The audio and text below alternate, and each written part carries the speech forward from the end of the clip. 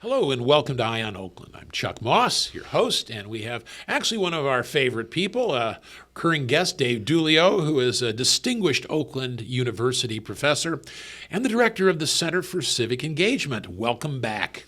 Thanks for having me, Chuck. You say that to all your guests, don't you, that they're your favorite? No, there's some I don't. We're going to have a guest. All right, we won't talk about those. No, I don't. No, look, but you say that to all the girls. That's not so. Right on. But anyway, first off, real quick, what is the Center for Civic Engagement? The Center for Civic Engagement is well, we're in our almost seventh year now, so I can't say it's new. But for this context, the best thing I can say is that what we try to do is serve as a convener of conversations about issues of public importance. And when we have those conversations, we want to do a number of things. One, we want to have them with civility in mind. We want to respect all opinions. And we want to have ideological diversity on our campus where our campus community, the broader community, can hear from a multitude of different perspectives. Well, that makes one of you. I mean, I guess you're not fit for the Ivy League, but yeah. Well, good. I'm glad somebody is trying to reflect ideological diversity as well as other kinds. Yep. So when last we talked, it was October of 2024, and we both agreed that the presidential election would be decided by, we called it the up for grabs. I think we called it something else. That worked out, didn't it? It did, in large part, right? I think you look at not only the results that we get from state-by-state contests where Donald Trump swept all 7 swing states, but if we dig into the exit polls a little bit and look at, for instance, turnout numbers in a state like Michigan, we get even further evidence of that fact, right? Where Donald Trump made gains in places where, in places with groups that maybe we would not have expected at the start of the 2024 campaign cycle, with, say, African American men.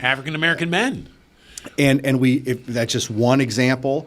If Hispanic Americans made a seismic shift toward Trump. Well, the Democrats thought Hispanics, people would be, African Americans 2.0. Instead, they were Italians 2.0. And it's always been that the Hispanic community has been heterogeneous in terms of its, where they come from, what their important issues are, and how they vote. Right? You look at Cuban Americans, heavily Republican in throughout history, really. Yes. And other ethnicities, other origins, right? Much more democratic. But according to the exit polls, Trump got almost, I think, over 40% of the Hispanic vote, which is huge for a Republican. In fact, with the exit poll numbers, Donald Trump put together the most ethnically and racially diverse voter coalition of any Republican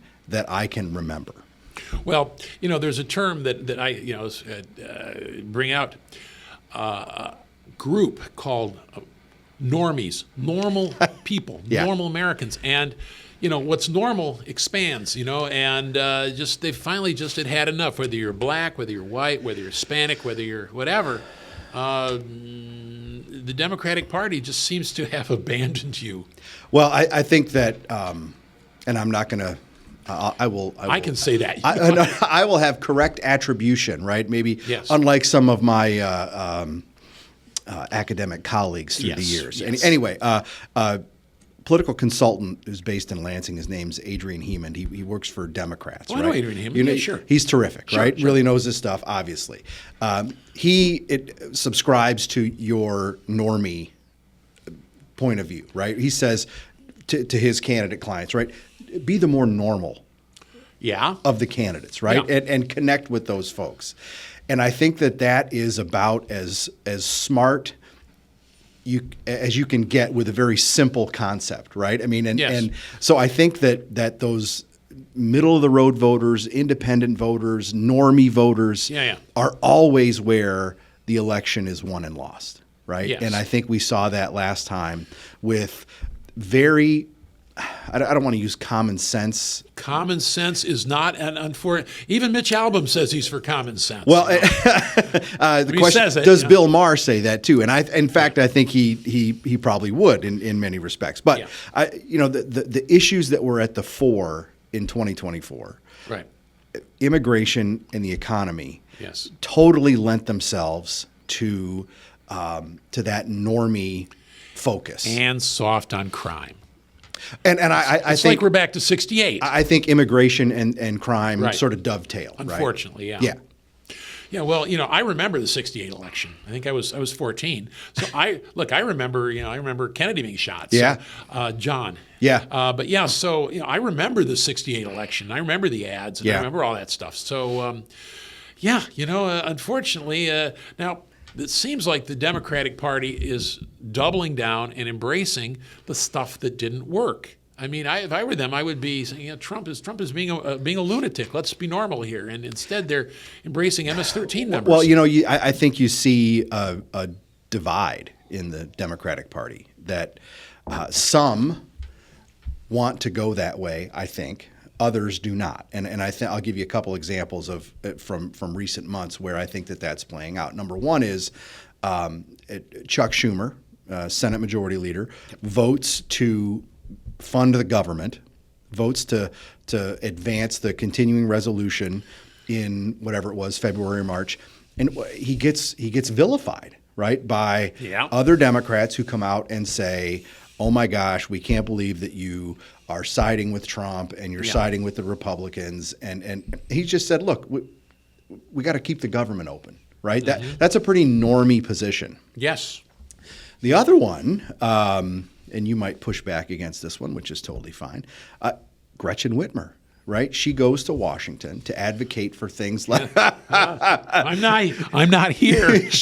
Nobody's here. It's good she didn't have a 3x5 card. I was thinking, what if she had? I was like, wait. But she goes to Washington, right? She advocates for funding to get rid of Asian carp, invasive species in the Great Lakes. She advocates for Selfridge Air National Guard Base. And she gets caught in the Oval Office when she doesn't want to be. Yeah.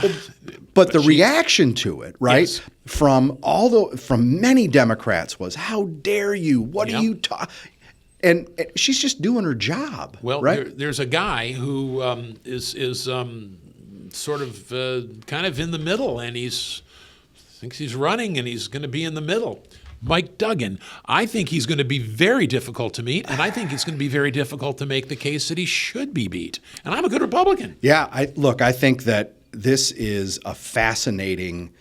going to be a fascinating election cycle. His decision is already incredibly interesting, right? And I agree with you.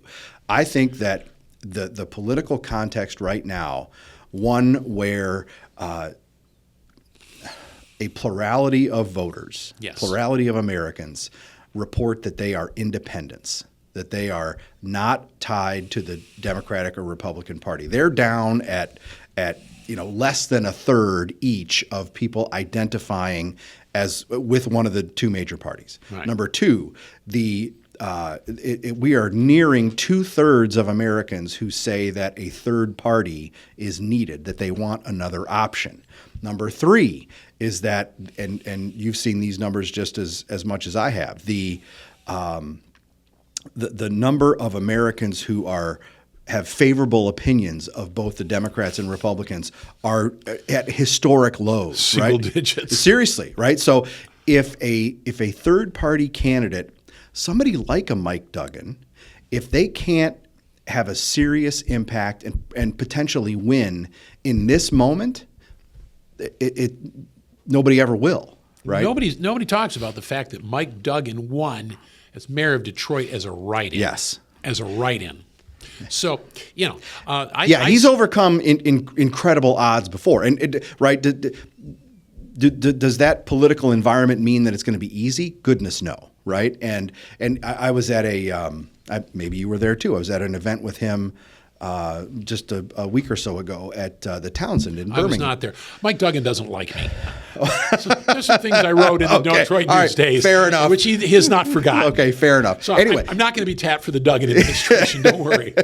he talked about a number of things, but one of the main issues was that it was going to be difficult, right? And Right. that he was prepared to work hard, and it gets back to that write-in point. The other thing I would mention about him is that I think that his State of the City address from a month or so ago is a foreshadowing of how he's going to run this gubernatorial race. Sure. And it's pragmatism, it's get things done, stop, all the infighting that which is exactly what the normies want to hear. Yeah. It's what the two parties are really good at putting on display exactly what the public hates about politics, right? The infighting, the bickering, the sniping back and forth, the party above policy type things. Sure. And I think Duggan has a real chance to cut through that. Well, Duggan, as far as I can see right now, is just driving down the middle of the road and picking people up from both sides. That's what he's going to have to do, Yeah. right? And the question remains: is he? Can he pick up enough of them? I talked to a well-known pollster in the last couple of weeks. We won't spoil his data by outing him, but he had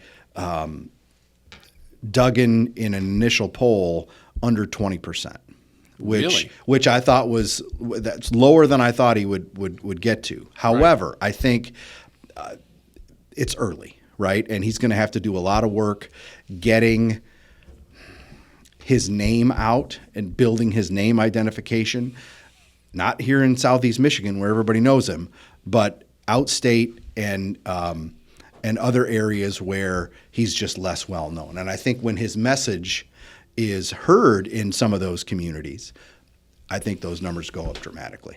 Well, a lot is going to depend. If it's Jocelyn Benson, okay. I mean, to my mind, she's just a party apparatchik. She isn't really showing anything. Depends who we have some interesting candidates. But was it Richard Nixon? He said, look, you can't get elected without the conservatives. You can't get elected with only the conservatives. That's probably true in a two-person race. That's right. Right? And I mean, it's not crazy to say that Duggan could win with, 38% of the vote. Right? I mean, that is not crazy. That is not crazy. And it's all at the end of the day, and you know this, having ran and won so many elections, right? It's but a lot of them were unopposed. It's the only way to go. Well, even then, you got to know how many votes do I need to win. Yes. And in the unopposed scenario, it's one, right? And I'm always going to vote for myself. I mean, but Mike Duggan is too smart. And he's got too smart of a team to get into this just willy-nilly. Yeah. I would be shocked if they didn't have a clear plan of, okay, how many votes do we need to get? And how many votes do we need to get in Southeast versus West Michigan versus up north? And what's our path to getting that number of votes? Well, he's never been known for impulsive, irrational decisions. And there were, as far as I can see, in the wreck of the Ed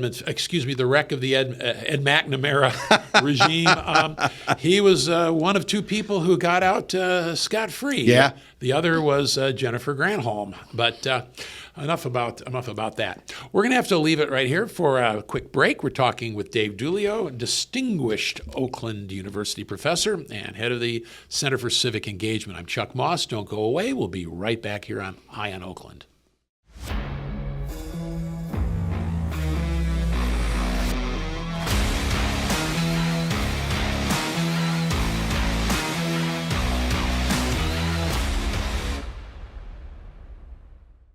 Welcome back to Eye on Oakland. I'm Chuck Moss, your host. We're talking with Dave Dulio, the distinguished professor, Oakland University, head of the Center for Civic Engagement. And despite all appearances of country, really is one of our favorite guests. Absolutely. Thank you, Chuck. So we're now 3 months into the Trump administration. All the people who accused Republicans of insurrection are now out in the streets trying to reverse the election with popular action. But as far as I can see, they're just the same people who all voted for Kamala Harris. So Trump, bull in the china shop as usual. I'm seeing a pattern. Are you seeing a pattern, or is it all just agents of chaos? I think that the pattern that I see is everything is a negotiation. I think every initial move that he makes, to me, seems to be an initial move, right? And whether it's on immigration or tariffs or you name it, Greenland. Greenland, Department of Education, all of those things I think are not necessarily. I mean, they might be his preferred policy position, but But I think it's more likely that he's expecting it to be some sort of iterative process. Sure. Now, do you think you read a book? I read it once about a negotiation called Art of the Deal. Potentially, and probably some others in the White House too, right? Everybody should have read it. But yes, Rommel, you magnificent buzzard. I read your book. Yeah, but yeah. So, it's the reaction. I guess I shouldn't be surprised, but I'm seeing an almost Soviet level of personal vilification and violence against Trump and definitely Elon Musk. And here's I think a great example, maybe a window into the world of their thinking, and it gets to this point. During it wasn't a State of the Union address technically, but this speech that he gave to a joint session a couple months ago, right? One of the first things he said was, "Nothing I say is going to make anybody on that side happy or smile or clap." And he was right. Yeah. But he also goaded the Democrats into it. Well, right? He goaded them into not standing when some of the folks in the audience in the gallery the cancer were highlighted. survivor, right? The kid that wants to be a law enforcement officer and got his Secret Service badge or whatever. Yeah, but the kid with cancer. Yeah, right? Who doesn't stand for that? Don't let me. They looked silly, right? And they looked worse than silly. He goaded them into that, and I think that I think the Democratic Party's knee-jerk hate everything Trump could be a problem for them down the road. It already has been. I think it is. He now. won the election, right?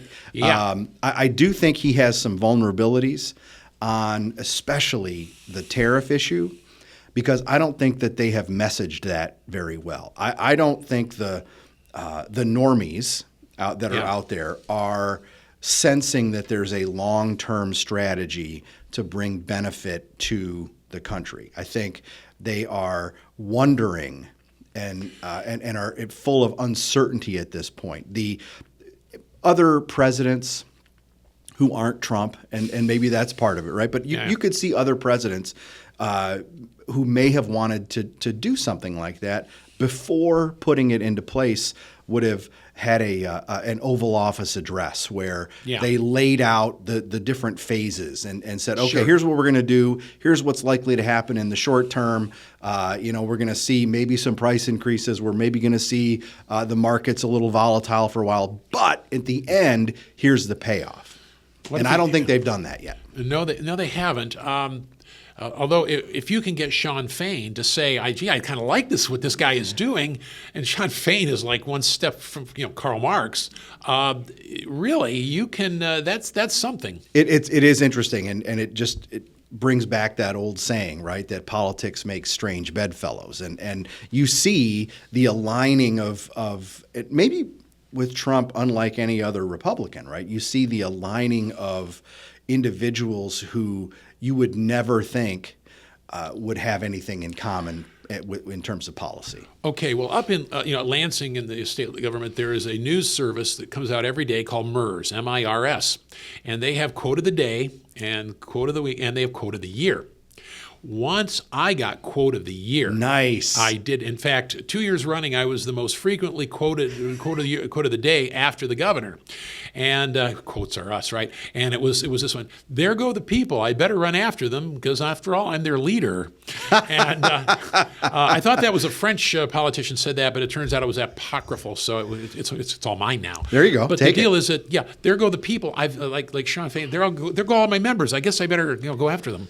Yeah, I think that we are in a really interesting period of party politics where election results are one component, but I think the positions that the different parties are taking, both in terms of elected officials, but also the rank and file members, right, are shifting, especially on the economy and around this issue of trade, right? I mean, it is. It used to be that, and you'll remember this, right, back from your early days in politics. The Republicans were the country club set, right? Well, they were called that, yes. I didn't belong to a country but that club. was the stereotype. Big that was, business, big, right, yeah. wealthy folks, right? Right. And the Democrats were the Common man. blue collar voter, Yeah. right? That sort of Right. thing. That's on its head now. Right? The parties, I don't think the parties are realigning right now. I think they are realigned. You think it's set? I think, well, nothing's set, but, For now. Yes, nothing is written. I'm sorry, I just saw Lawrence of Arabia.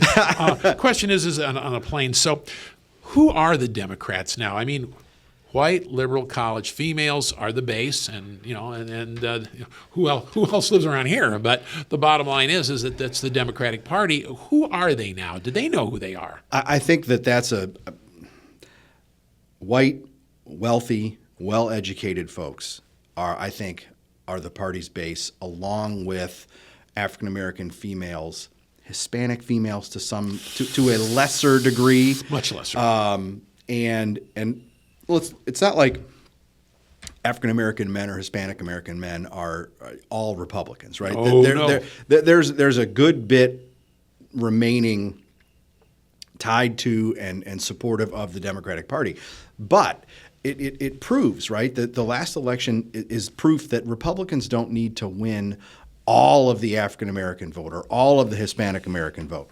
Although exit polls show in Michigan, Trump got 58%, almost 60%, 58% of the Hispanic vote. Well, a lot of promises were made right? to get them. We better deliver on those. So there, for sure. So there are, some of the racial and ethnic cleavages. They still exist, and they're part of the Democratic base. But we've never seen in my time following politics the importance of that well-educated, wealthy white voter that is got a hold on the Democratic Party right now. Yeah. And they're the ones, right, who are pushing, I think, who are pushing the Democrats to do what Chris Van Hollen did. Yeah. Senator Van Hollen from Maryland, right, showing support for the alleged MS-13 gang member who was deported to El Salvador, Mr. Garcia, right? Yeah. That he goes down there repatriated. Yes. We were talking before, right? 80-20 issues. 80-20 issues. I think the White House is loving the fight that they want to have, that they're going to have over this individual, right? Yep. Where they say he was a gang member, he was here illegally, he beat his wife, and okay, Democrats, good luck defending that. Yeah, and good luck with the rule of law. I mean, you weren't worried about the rule of law when 12 million illegal migrants flooded across the country illegally because the Biden administration broke the law to simply let them in. There was no concern that each and every single one of those people would be given excruciatingly minute court cases for years. No, but now when I'm back, now suddenly we got every whack-a-mole judge all across the country jumping up and saying, no, you can't do it. Yeah, and I think that's there's going to be some, this is just unprecedented times all over the place, right? I mean, it always is. To some degree, yeah. But we're going to get, I think, some court decisions that set precedent for a long time and are going to be questions that I'm no attorney, right? But that I've certainly never thought of. Like, what is the jurisdiction of a district court judge, right? A federal judge in the Eastern District of Michigan, right? Yeah. What authority, what jurisdiction do they have? I think the Supreme Court announced, I think last week, that they're going to take a very rare step and hear oral arguments in May. Yes. On the case about birthright citizenship, but that's only one component of that case. The other one is what is the jurisdiction? What is the power of a federal district court judge, right? And that's going to have wide-ranging effects, not just on the Trump agenda, but on presidents in the future and what they try to do. Keep going. In what direction? Let me ask you this. What constitutional authority do the courts have for judicial review to begin with? They have none. Exactly. It was Marbury versus Madison. Marbury versus Madison. They chose it because I am an attorney. Though I just play one on TV. There you go. But the deal is that in 40 years ago, in the Detroit News on my editorial page columnist days, I was looking at what we called the judicial imperialism or judicial usurpation. Where did this come from, and what is the check and balance on the courts? And it turns out there isn't any. I even went back to read my old copy of the notes on the Constitutional Convention and all the debate about the courts. And they never thought the courts would have this kind of power. They could simply say, I am taking over the executive branch right now and telling you what to do.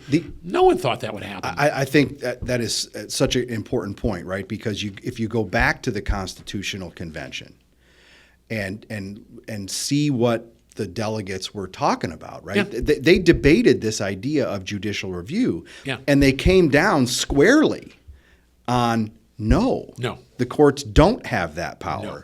However, as you say, right, in 1803, Marbury versus, they gave it to themselves. They gave it to themselves. And judicial review, judicial power based on deference to the judiciary. But if that deference is now essentially gone because it's like deference to the media, who cares what CBS News says anymore? I mean, I would change it just slightly and say it's deference to the Constitution, right? What they landed on was the supremacy clause. That's right. The right. Constitution is the supreme law of the land. Yes, it is. That's what rules the day. But it doesn't say that the courts have the right to do it. That's true. You know what? But what it does, what it also says, right, is that Congress has the power to administer and create tribunals inferior to the Supreme Court. So the Supreme Court is constitutionally mandated. Right. Congress can change what lower courts look like, how they work, what they do, right? That's, although I think we're so deep into it, right? I mean, I wonder if there's so much precedent. Unless the courts and the various judges fail to exercise a certain restraint and simply destroy their own credibility, which is going on right now at breakneck speed. At some point, the president just says, no. Now we are really in unprecedented. That would be a problem, I think, because then what's the solution, right? For so long it was the courts have the final say, but it's interesting, and I know we're almost out of time. We're almost out of time, so we got. But real quick, let's not pretend that other presidents haven't had this adversarial relationship with the Supreme Court. FDR, right? He got so frustrated with the courts, he tried to add 4 justices. Tried to pack the court. Well, we're going to have to leave it here, but we talked about unprecedented times. We're definitely in them. You're looking at it. Thank you, Dave Dulio, distinguished professor, Oakland University. I'm Chuck Moss, and thank you for joining us here on Eye on Oakland.